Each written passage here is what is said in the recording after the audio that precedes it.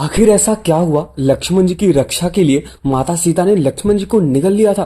तो चलिए फिर इसके बारे में जानते हैं। ना शायद आपको किसी ने बताया होगा और ना ही इसके बारे में आपने कभी भी पढ़ा होगा और सुना होगा। बस वीडियो में अंत तक बने रहे तभी आपको पता चलेगा कि ये क्या था। वीडियो अगर पसंद आया तो वीडियो को लाइक जरूर करें और चैनल को सब्सक्राइब तो अवश्य कर ही देना है। सनातन हिंदू रामायण समुद्र की तरह अथाह है। रामायण और रामचरित के अतिरिक्त भी रामायण के कई क्षेत्रीय प्रारूप हैं जो जनमानस में बहुत ज्यादा प्रसिद्ध है।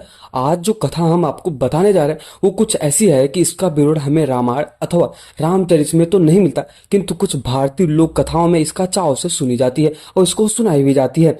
अब ऐसा माना जाता है कि ये कथा लंका युद्ध के बाद की है। रावण का वध हो चुका था, भगवान श्री राम के हाथे और माता सीता और लक्ष्मण जी के साथ अयोध्या वापस आ चुके थे। उनके आने की खुशी में दीपावली का महापर्व मनाया जा रहा था। सारा नगर प्रसन्न था। उसी रात्रि देवी सीता को याद आता है कि जब वे लंका में थी तो उन्होंने ये मनौती मांगी थी कि अगर वे सकुशल अयोध्या पहुंच जाएंगे तब सरयू नदी के तट पर विधि पूर्वक पूजा अर्चना करेंगी। ये याद आते ही सीता जी लक्ष्मण जी के पास सरयू नदी के तट पर पहुंच गई। उसी समय महाबली हनुमान ने उन्हें रात्रि में सरोवर के ओर जाते देखा तो सुरक्षा के लिए वे भी बिना बताए पीछे पीछे चल ही दिए थे। सरयू के नदी पहुंचकर माता सीता ने लक्ष्मण जी से पूजा हेतु जल लाने को कहा। उनका आदेश मानकर लक्ष्मण जी घड़ा लेकर सरयू नदी में उतर गए। वे जल भर ही रहे थे कि सरयू नदी में छिपा अघासुर नामक राक्षस ने लक्ष्मण जी पर आक्रमण कर दिया। ये अघासुर वो नहीं जिसका भगवान श्री कृष्ण ने वध किया था। ये जो अघासुर है ये अलग अघासुर है। हनुमान जी एक वृक्ष के पीछे से सारा वृतांत देख रहे थे। एक असुर को लक्ष्मण पर आक्रमण करते देख हनुमान जी सचेत हो गए, किंतु उन्हें पता था कि लक्ष्मण जी को पराजित करना असंभव ही है, क्योंकि वही लक्ष्मण जी है जो शेषनाग बने रहते हैं बैकुंठ धाम में, अपने भगवान विष्णु को आराम और छाया देते रहते हैं। वही लक्ष्मण जी है। ये चीज हनुमान जी को बहुत ही अच्छी तरीके से पता था कि लक्ष्मण जी को हराना असंभव ही नहीं बल्कि नामुमकिन है। और तो और इसी प्रकार उन्होंने दोनों को युद्ध के बीच में हस्तक्षेप नहीं किया। माता सीता भी भयभीत सी खड़ी रही। लक्ष्मण और अघासुर के बीच महाभयंकर जो युद्ध चल रहा था वो कुछ समय तक चला।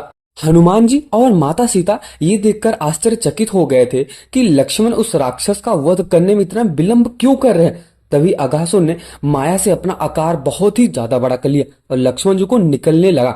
अब एक राक्षस को अपने देवर की ओर इस प्रकार बढ़ता देख माता सीता घबरा गई और लक्ष्मण जी की रक्षा करने के लिए उन्होंने योग बल से राक्षस से पहले लक्ष्मण जी को निगल लिया था। जैसे ही उन्होंने लक्ष्मण को निगला उन दोनों का शरीर मिलकर जल तत्व में बदल गया। दोनों को मरा जानकर अघासुर वापस सरयू में चला गया। हनुमान जी को कुछ भी समझ नहीं आ रहा था कि ये आखिर हो क्या रहा है और आखिर ऐसा हुआ क्या कि माता सीता के पास इतनी शक्ति आ गई। क्योंकि मतलब ये चीज हनुमान जी को तो पता ही था कि माता सीता स्वयं जननी है और लक्ष्मी है, सरस्वती है और देवी है, बट उनको मतलब ये नहीं समझ सके कि माता सीता ने आखिर ये किया कैसे। उन्होंने ये बहुत ही ज्यादा विशाल रूप धारण किया और लक्ष्मण जी को निगल दिया। अब ऐसा कहा जाता है कि यहाँ पे हनुमान जी को कुछ भी समझ नहीं आ रहा था कि आखिर ये हो क्या रहा है और वो कर्तव्य मूर्ति से देखते रह गए। मतलब उनको कुछ भी नहीं पता चल रहा कि हो क्या रहा है। और अंत में उन्होंने माता सीता और लक्ष्मण जी के मिश्रण रूपी उस जल को एक पात्र में एकत्र किया और भगवान श्री राम के पास पहुंच गए।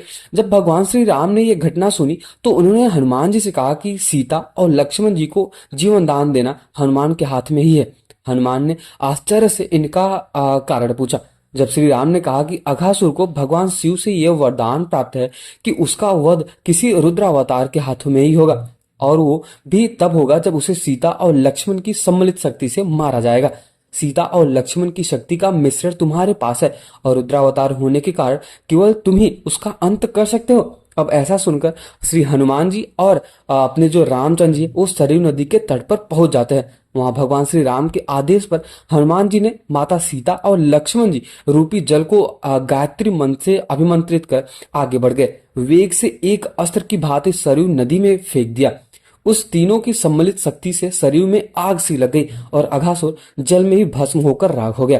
उसका वध होते ही सरयू ने सीता और लक्ष्मण जी के शरीर को वापस लौटाकर उन्हें नया जीवन दान प्रदान भी कर दिया। आखिर ये अघासुर था कौन?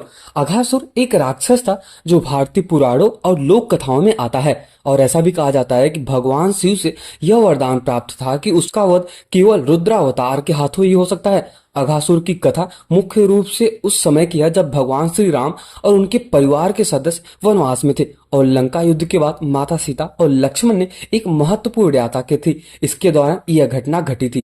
और इस कथा के संदर्भ में कुछ ऐसा भी कहा जाता है अघासुर के बारे में कि जो अघासुर था वो रावण के वंशज से आता है। मतलब वो भी एक राक्षस था जो भगवान श्री राम के समय उनके बाद राक्षस के रूप में प्रकट हुआ था। वही अपनी माया और शक्ति के बल पर भगवान श्री राम के परिवार को संकट के डालने में कोशिश करता रहा, लेकिन अंततः भगवान श्री राम के आदेश से हनुमान जी ने उसे नष्ट कर दिया। अघासुर का वध माता सीता और लक्ष्मण जी की संयुक्त शक्ति से किया गया था और इसके बाद दोनों को नया जीवन मिला था। अब इसके बारे में कुछ इस प्रकार भी कहा जाता है कि जो अघासुर था वो बहुत ही ज्यादा शक्तिशाली था। उसकी उत्पत्ति और उसके संबंध के बारे में जानते हैं। रामायण और महाभारत के गहरे घटनाओं से कुछ इस प्रकार जुड़ा है कि ये कथाओं के अनुसार अघासुर की जो उत्पत्ति थी वो राक्षसों के एक प्रमुख वंश से की जाती है। ये भी एक रावण का वंशज था, जैसा कि मैंने आपको बताया। वो अपनी शक्ति और माया से बहुत ही ज्यादा प्रसिद्ध माना जाता था। अघासुर का रूप इतना ज्यादा विशाल और डरावना था कि वह किसी भी प्रकार के युद्ध या संघर्ष में अपनी शक्ति के बल पर किसी को भी परास्त कर सकता था। अघासुर का इतिहास महाभारत और रामायण में न केवल उसकी शक्तियों के कारण था बल्कि उसकी हार और शक्तियों के बारे में भी महत्वपूर्ण था। हालांकि रावण के वंशज होने के बावजूद भी अघासुर एक बेहद क्रूर और अहंकारी राक्षस था जो किसी भी तरह से अपने जीवन को किसी और दूसरे को जीवन को नष्ट करने में विश्वास रखता था। वह एक प्रकार के राक्षसों की ओर से भगवान शिव की पूजा करता था ताकि उसकी शक्ति और महानता बढ़ सके। तो अभी हम जानते हैं कि अघासुर का वध और माता सीता और लक्ष्मण जी की रक्षा के बारे में। जैसा कि मैंने आपको एक बार तो पहले ही बता दिया, बट उसके बारे में थोड़ा सा और हम समझते हैं।